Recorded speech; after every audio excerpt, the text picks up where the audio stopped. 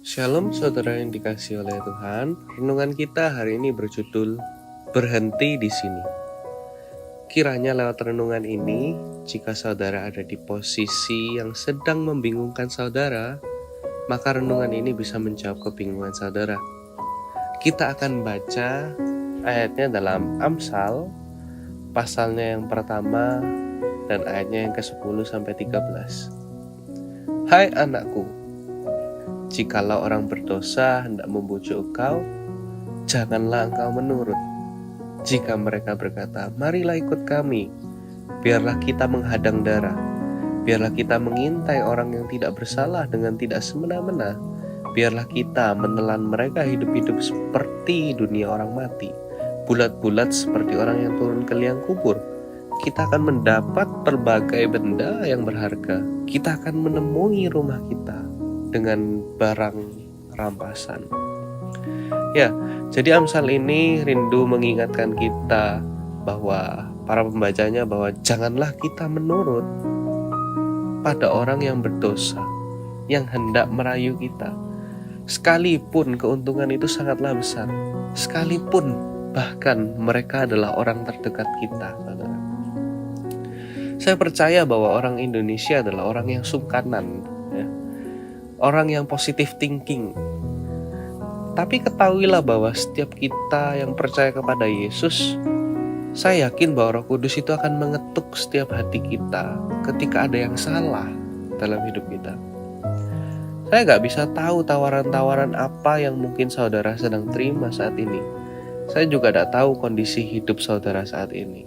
Mungkin saudara sedang dalam keadaan ekonomi yang hancur, sedang dalam keadaan rumah tangga yang berantakan, sedang dalam keadaan mengembangkan bisnis dengan kolega.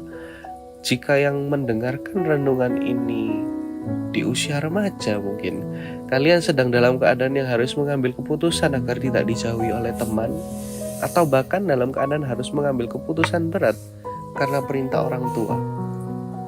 Kiranya Amsal ini bisa mengingatkan saudara bahwa tidak peduli siapa orangnya, orang terdekat atau terjauh sekalipun, jika yang mereka tawarkan adalah dosa, sekalipun keuntungan itu sangat besar buat saudara dan seisi rumah saudara mungkin, maka Amsal ini mengatakan di ayatnya yang 15, hai anakku, janganlah engkau hidup menurut tingkah laku mereka, tahanlah kakimu daripada jalan mereka. Firman Tuhan katakan berhenti di sini, sekarang juga. Tahanlah kamu. Apapun hal yang indah yang kau lihat, yang ditawarkan oleh dunia ini, oleh orang-orang, bahkan orang terdekat kita, tutup mata kita, hentikan langkah kaki kita. Sekalipun jika kita memutuskan berhenti akan ada konsekuensi yang gak enak, jawabannya tetap iya, berhenti di sini saudara. Karena di ayat yang 16 dan 19 dikatakan, karena kaki mereka lari menuju kejahatan dan bergegas-gegas untuk menumpahkan darah, sebab percumalah jaring dibentangkan di depan mata segala yang bersayap, padahal mereka menghadang darahnya sendiri. Demikianlah pengalaman setiap orang yang loba akan keuntungan gelap, yang mengambil nyawa orang yang mempunyainya. Kenapa kok kita harus berhenti?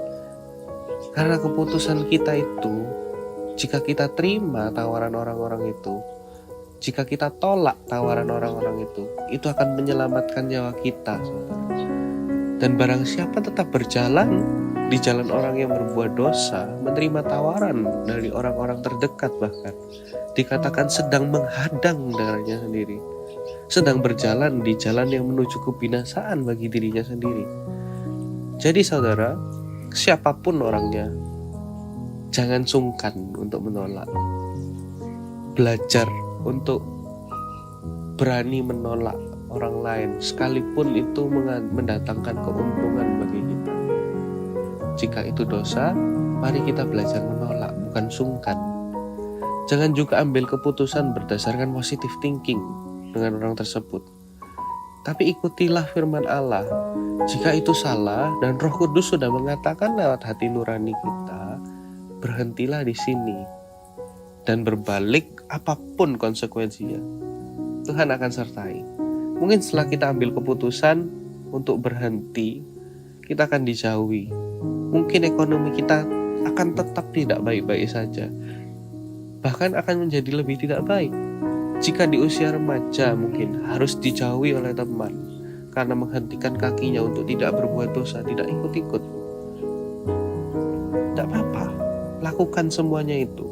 Maka konsekuensinya itu, karena itu konsekuensi yang baik yang akan menyelamatkan hidup kita. Daripada kita mengikutinya dan justru kita sedang menemui kebinasaan kita sendiri. Mungkin kita enak hanya sementara, tapi pada endingnya akan hancur. Lebih baik konsekuensi kita itu mendatangkan hal yang tidak baik di awal, dijauhi oleh orang-orang sekitar kita atau apapun itu, tapi endingnya menyelamatkan hidup kita. Tuhan Yesus memberkati.